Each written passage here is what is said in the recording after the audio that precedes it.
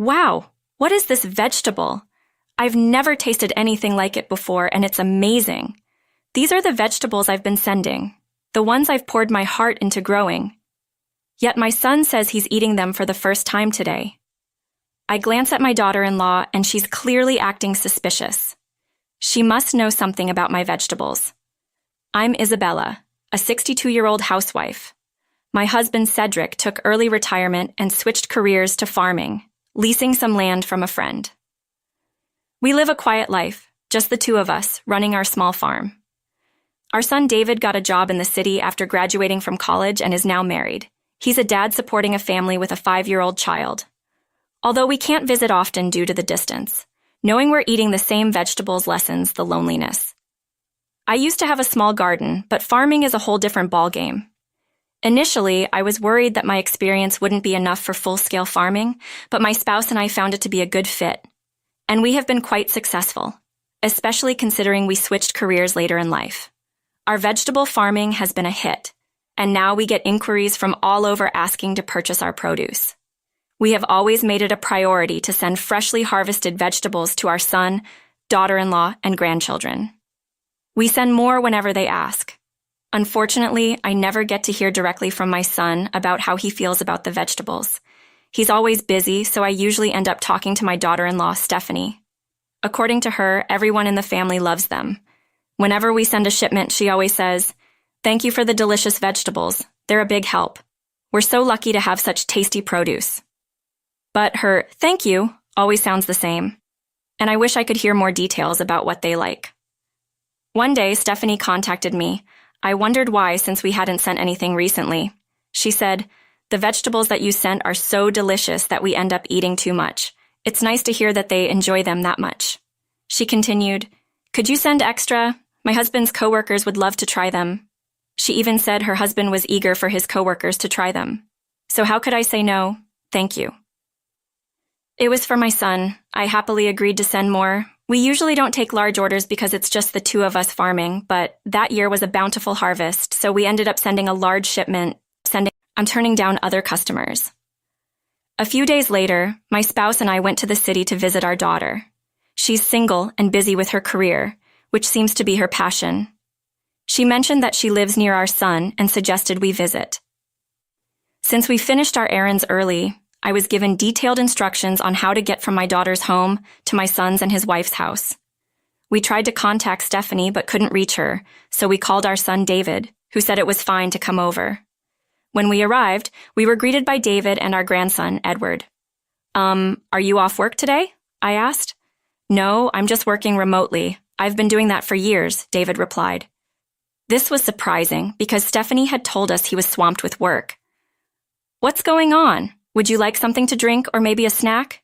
David offered. He had moved out after high school, so he should be able to handle basic chores, but he seemed exceptionally skilled.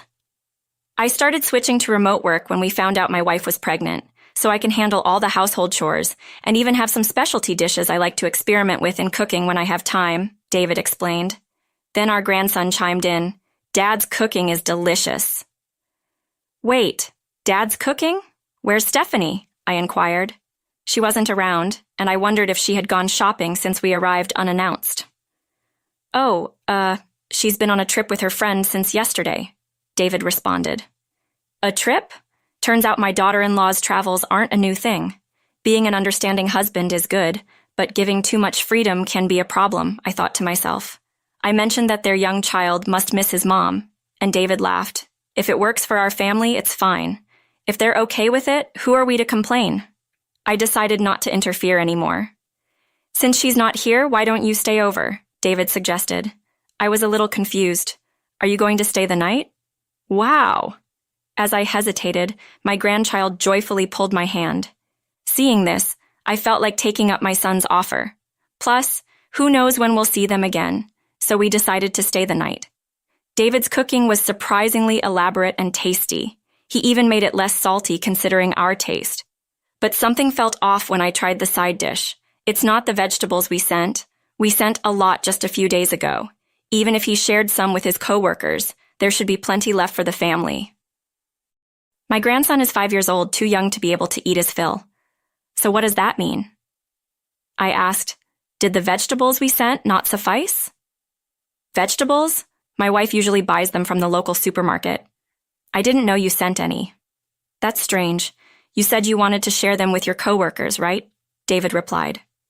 "No, I don't really talk to my coworkers much since I work remotely," David clarified. Something's not adding up. I realized the vegetables we sent didn't go to his coworkers. So where did they go? Are we falling prey to the current trend of resale? I carefully asked David. I often talk to Stephanie on the phone. It's only when I send them vegetables, but I talk to her more than I do with my son, really. She never mentioned that, but if you're working remotely, don't you notice her taking calls? Actually, she's often out. She calls from our mobile, not the landline, right? That reminds me of a recent conversation. I recall hearing background noise during our calls. You can always tell when a phone call is coming from outside the house. There's a certain background noise. Come to think of it, the last time we talked, well, it was a few months ago. I heard a train in the background. Our son's house isn't near a train station, and there are no tracks nearby. Why I sense my son wants to say something, but he's hesitant because his child is around. My husband picks up on it and says, let's go play outside after we eat, taking the grandchild away from the table. My son exhales lightly and starts. So, the truth is, he had said before that his wife's free-spirited behavior was what made their home life work, but that was a lie. Ever since he shifted mostly to remote work, she's been spending more nights out. At first, he didn't question her trips with friends until he ran into one of those supposed friends downtown. He recognized her from the photos he had been shown as proof of their trips together. So, David is sure he's not mistaken. He didn't confront her then, thinking plans could change. But when she came home, she told tales of a fun trip with the friend he had just seen. He's starting to suspect she's not with a friend, but with another man. In other words, he suspects his wife is cheating. It was a shocking confession. We decide to delay our return home to wait for our daughter-in-law, who's coming back tomorrow. Stephanie comes home, clearly in high spirits. She had a great trip, it seems. But when she sees us sitting in the living room, she's visibly startled. "Isabella, Cedric, why are you here?" She was clearly upset. David quickly says, "Would you join us for dinner tonight?" As if it's a given. "Of course," she agrees, but her behavior is suspicious. She's probably gone from cloud 9 to rock bottom. Still, the dinner menu that came out was decent, and I could see that it wasn't just buying deli food and plating it up. The dinner she serves is elaborate, not just takeout arranged on plates. She's probably overcompensating for something. Mom's cooking is so fancy today, kids are honest. Stephanie hesitates, then says to her child, "It's because Isabella and Cedric are here."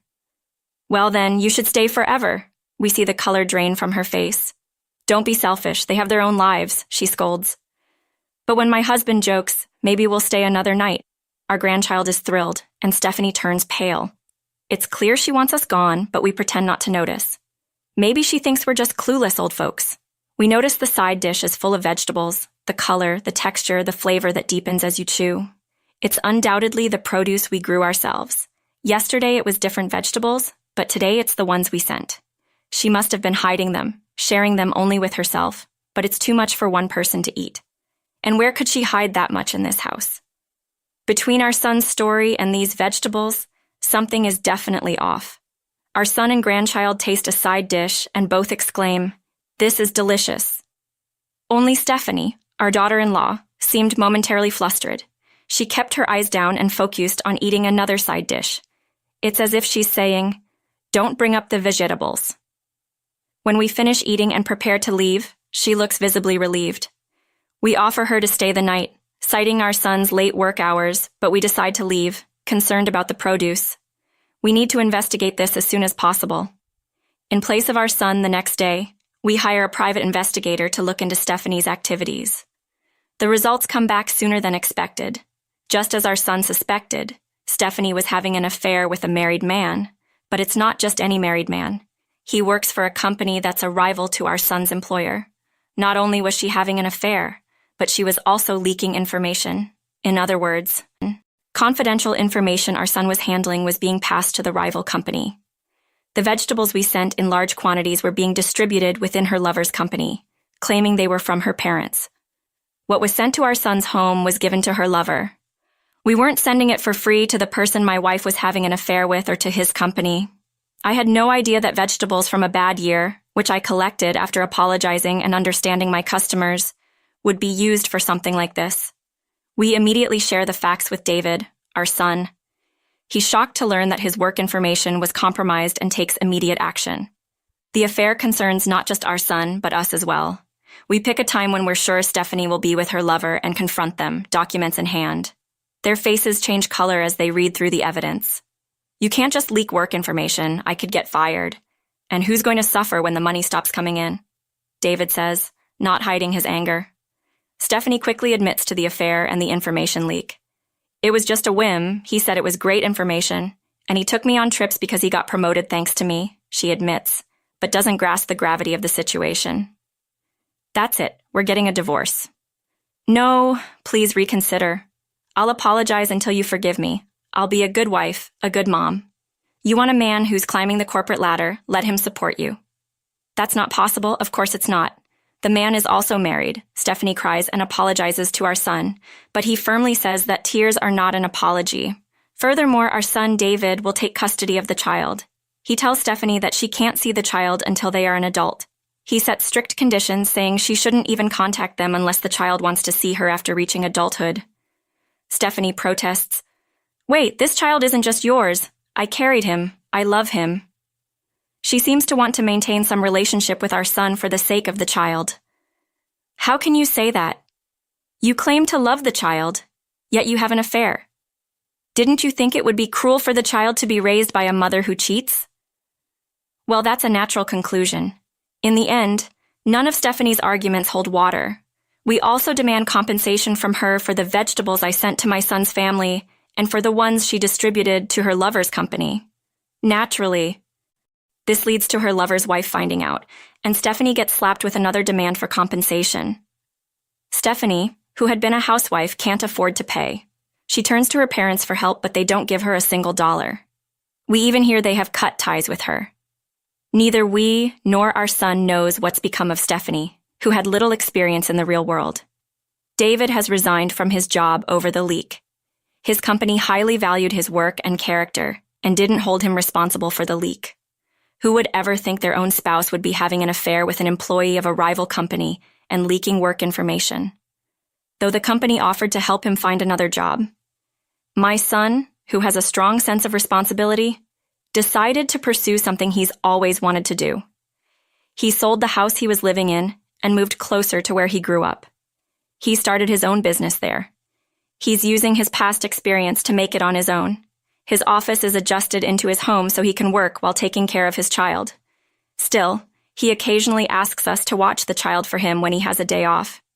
He brings our grandchild to help us with the farming, and so our family and our son's family are cooperating and enjoying our day.